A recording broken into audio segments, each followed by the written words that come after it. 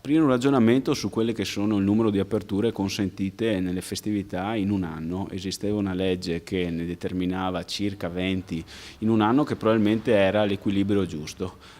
In qualche modo liberalizzare l'apertura in maniera selvaggia, in cui ogni esercizio decide singolarmente, crea una situazione che va a svantaggio di tutti e in particolare dei lavoratori. Bisognerebbe anche utilizzare delle politiche anche diverse per quello che riguarda i cittadini stessi nel loro utilizzo degli strumenti, degli acquisti, e magari utilizzare delle campagne promotrici anche di gestione diversa per quello che riguarda anche l'aspetto anche del mercato. La disoccupazione rimane sempre alta e chi trova un posto di lavoro, anziché trovare un posto di lavoro stabile, sicuramente si trova in una situazione di precariato. Queste sono le nostre sfide, le nuove sfide del lavoro, con queste vogliamo fare i conti e il sindacato rimane impegnato in questa direzione.